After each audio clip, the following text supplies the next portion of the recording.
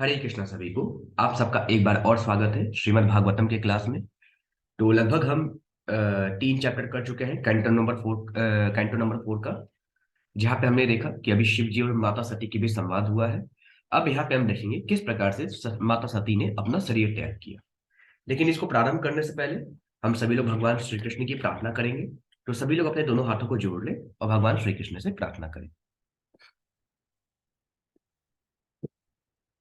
ओम नमो भगवते वासुदेवाय। जन्माधस्य यतो अन्व्यादितरश्चार्थस्भिर्यस्वराट् तेने ब्रह्महृदायादिकवे मोह्यन्ते च सूरयः तेजो वारिमृदां यथा विनिमयो यत्र सर्वमृषा धाम्ना स्वेन सदा निरस्कुहकं सत्यं परं धीमहि। नारायणं नमस्कृत्य नरं चैव नरोत्तमं देवीं सरस्वतीं व्यासं ततो जयमुदीरये।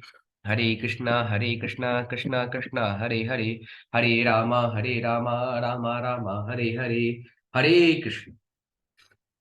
अब हम चैप्टर नंबर 4 स्टार्ट करेंगे, जिसका शीर्षक है सती द्वारा शरीर त्याग। अब मैत्रेय मुनि यहाँ पे कहते हैं, मैत्रेय उवाच एतावदुक्त्वा वीर राम शंकर प्रत्यंगनाशं हयुभयत्र चिन्तयन् सुहृदि हृदि दक्षुः परिसंगिता भवा निष्क्रामति निवर्षति द्विधा सा। मैत्रेय मुनि कहते हैं, सती को असमंजस में पाकर शिव जी यह कहकर शांत हो गए। सती अपने पिता के घर में अपने संबंधियों को देखने के लिए अत्यधिक इच्छुक थी, किंतु साथ ही वह शिव जी की चेतावनी से भयभीत भी थी। मन अस्थिर होने से वह हिंडोले की भांति कक्ष से बाहर और भीतर जा रही थी। फिर आगे मैत्रेय मुनि कहते हैं, सुहृदि दक्षा प्रतिघात दुर्मनः स्नेह द्रुतत्य शुक्लाति विहिबला भवं भवाने प्रति पुरुषं मरुषा प्रदक्ष्यति वैश्यत जात विपतुः। मैत्रेय मुनि यहाँ पे कहते हैं, इस तरह अपने पिता के घर जाकर अपने संबंधियों को देखने से मना किए जाने पर भी सती अत्यंत दुखी हुई। उन सब के स्नेह के कारण उसकी आंखों में अश्रु गिरने लगे। थरथराती एवं अत्यधिक व्याकुल होकर उसने अपने अद्वितीय पति भगवान शंकर को इस प्रकार से देखा, मानो वह अपनी दृष्टि से उन्हें भस्म करने जा रही हो। फिर आगे मैट्रिमोनी करते हैं, ततो विनिः अश्वस्य सती विहाय तं शोकेन रोषेण च दुयता हृदा पितृरगात् स्त्रे नवीमूढधिगृहान् प्रेमणात्मनो यो अधर्म दातस्ताम प्रयः। मैत्री मुनि कहते हैं, तत्पश्चात सती अपने पति शिव जी को, जिन्होंने प्रेमवश उसे अपना अर्धांग प्रदान किया था, छोड़कर क्रोध तथा शोक के कारण लंबी लंबी सांसें भरती हुई अपने पिता के घर की ओर घर को चली गई। उससे यह अल्प बुद्धिमत्ता पूर्ण कार्य उसका अबला नारी होने के फलस्वरूप हुआ। फिर आगे मैत्री मुनि कहते हैं, तामन्व कक्ष गक्षन्द्रुत विक्रमाम सती मेकां त्रिनेत्रानुचरः सहस्रशः सपार्षदयक्षा मणिमन्मदादयः पुरोवृषेन्द्रा अस्तरसा गत्वयथः। अब यहाँ पे मैत्री मुनि कहते हैं, जब उन्होंने सती को तेजी से अकेले जाते देखा तो शिव जी के हजारों अनुत्तर, जिनमें मणिमान तथा मद प्रमुख थे, नंदी बैल को आगे करके तथा यक्षों को साथ लेकर जल्दी से सती के पीछे पीछे हो लिए। फिर आगे मैत्री मुनि कहते हैं, ताम सारिका कंडु कंडर कदर्प नाम्बुजा श्वेतात पत्र वैजन अस्त्र गादि भी गीतायन दुनर्दु भी भीष अंक वेणु भी वृषेन्द्र मारयोप्य विटंगिता ययु।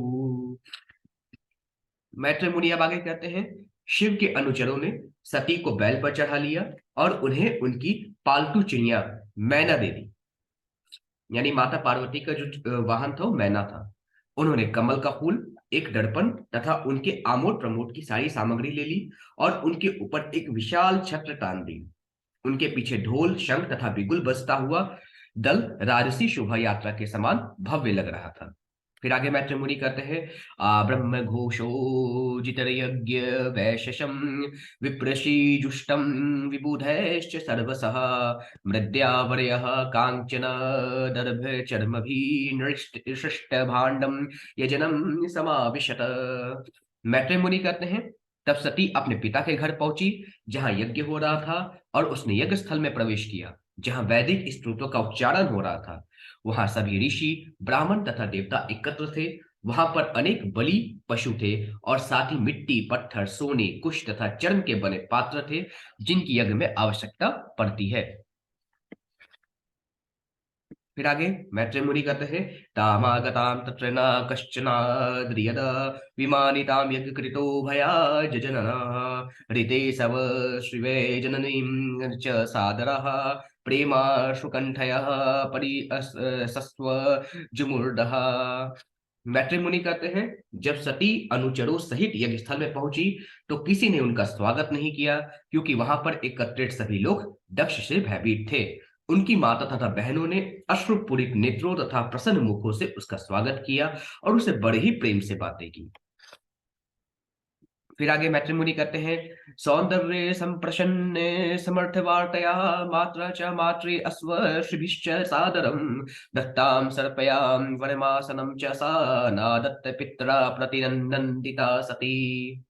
मैत्री मुनि कहते हैं यद्यपि उनकी बहनों तथा माता ने उनका स्वागत सत्कार किया किंतु उन्होंने उनके स्वागत वचनों का कोई उत्तर नहीं दिया। यद्यपि उन्हें आसन तथा उपहार दिए गए किंतु उन्होंने कुछ भी स्वीकार नहीं किया क्योंकि उनके पिता न तो उनसे बोले और न उनका कुशल क्षेम पूछकर उनका सत्कार किया। फिर आगे मैत्री मुनि कहते हैं अरुद्र भागम तमेवेक्ष्य चाध्वरम पित्रा च देवे कृतहेलनम विभो अनादृतायक सदस्यधीश्वरी चुकोपलुकानीव ढक्ष्यति रुषः। मैत्री मुनि कहते हैं यज्ञ स्थल में जाकर सती ने देखा कि उनके पति शिव जी का कोई यज्ञ भाग ही नहीं रखा गया है। तब उन्हें यह आभास हुआ कि उनके पिता ने शिव को आमंत्रित नहीं किया। उल्टे जब दक्ष ने शिव की पूज्य पत्नी को देखा तो उसने उसका भी आदर नहीं किया। अतः इसमें वे अत्यंत क्रुद्ध हो गई।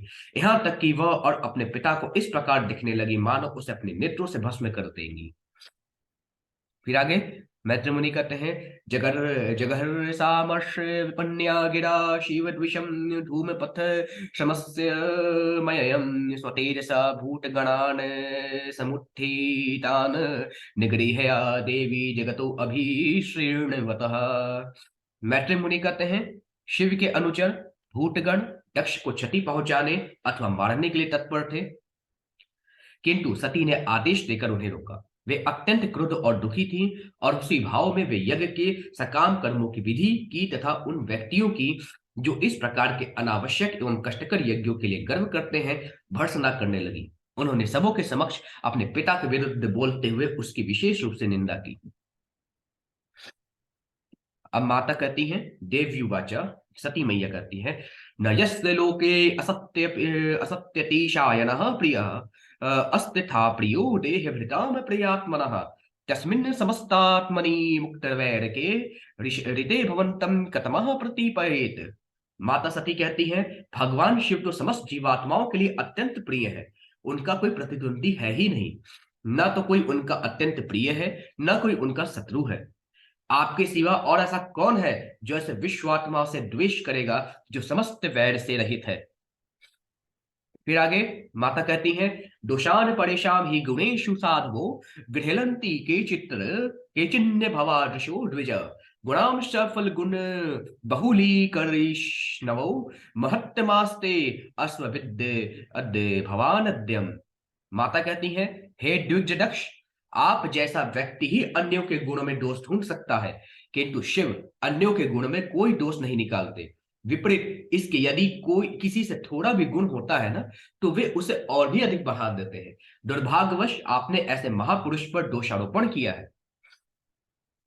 फिर आगे माता बोलती हैं नाश्चर्य में तद्य दस्तसु सर्वदा महनिंदा कुणपात्मवादिषु शेषव्य महापुरुष पाद पामसु भी निरस्त तेजसु तदेव शोभनम।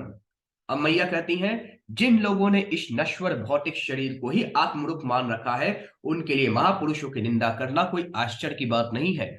भौतिकतावादी पुरुषों के लिए ईर्ष्या ठीक ही है, क्योंकि इसी प्रकार से उनका पतन होता है। वे महापुरुषों की चरण रद से लघुता प्राप्त करते हैं। फिर आगे माता कहती हैं, यददव्यक्षरं नाम गिरीटं नृणां सकृत्य प्रसंगा दधमाशु हन्ति तत् पवित्रकृति चित्तमलंघ्य शासनम भवानहु द्वेष्टि शिवम शिवेतरः। माता सती आगे कहती हैं, हे पिता, आप शिव से द्वेष करके घोरतम अपराध कर रहे हैं, क्योंकि उनके दो अक्षर शी तथा वाला नाम मनुष्य को समस्त पापों से पवित्र करने वाला है। उनके आदेश की कभी उपेक्षा नहीं होती। शिव जी सदा सदैव शुद्ध है और आपके अतिरिक्त अन्य कोई उनमें द्वेष नहीं करता। फिर आगे माता कहती हैं, यतपाद्य पद्यम पद्मम महताम मनो अलिभि निषेवृतम ब्रह्मरसास वार्थिभिः लोकस्य यद्वर्षति चाशीषो अर्थिनः अस्तस्मै भवान ध्रुव हयति विश्वबंधवे।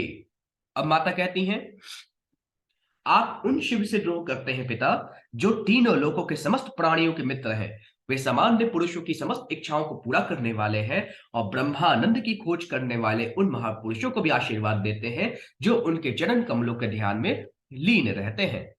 फिर आगे माता कहती हैं कि मैं वा शिवाख्य व शिवम न विदुत अस्त्व दन्ये ब्रह्मादयस्त ममकिर्य जटाः संसारे तन्माल्य भस्मन भस्मनरी भस्मनरी कपाल कपाल्यवस्त अति अत पिशाचे येर मूढ़ भिदरधति तच्चरणावसृष्टम। अब माता कहती हैं, क्या आप यह सोचते हैं कि आपसे भी बढ़कर सम्मानीय व्यक्ति जैसे भगवान ब्रह्मा इस शिव नाम से विख्यात अमंगल व्यक्ति को नहीं जानते? वे शमशान में असुरों के साथ रहते हैं, उनकी जटाएं शरीर के ऊपर बिखरी रहती हैं, वे नरमुंडों की माला धारण करते हैं और शमशान की राख लपेटे रहते हैं शरीर में, किंतु इन अशुभ गुणों के होते हुए भी ब्रह्मा जैसे महापुरुष उनके चरणों पर चढ़ाए गए फूलों को आदर पूर्वक अपने मस्तक पर धारण करके उनका सम्मान करते हैं। फिर माता कहती हैं, कर्णोपिधाय नर्याद्य द कल्प ईशे धर्मा वितर्य शुनिभिर्नु भृनि भृस्यमाणे छिन्द्या अत्य प्रसन्न रुशति मसतिं प्रभुश्चे जिति हया हवा मसूनपि ततो विसृजेत स धर्मः। फिर माता कहती हैं, यदि कोई किसी निरंकुश व्यक्ति को धर्म के स्वामी तथा नियंत्रक की निंदा करते सुने और यदि वह उसे दंड देने में सामर्थ्य नहीं है, तो उसे चाहिए कि कान मुंड कर वहां से चला जाए। किंतु यदि वह मारने में सक्षम है, तो उसे चाहिए कि वह बलपूर्वक निंदक की जीभ काट ले और अपराधी का वध कर दे। तत्पश्चात वह अपने भी प्राण दे दे। फिर आगे माता कहती हैं, अतस्तवोत्पन्नमिदं कलेवरं न धारयिष्ये शितिकण्ठे गढ़िनः जगधस्य मोहाद्धि विशुद्धि मंधसो जुगुप्सित अस्यो उदाहरणं प्रवक्षते।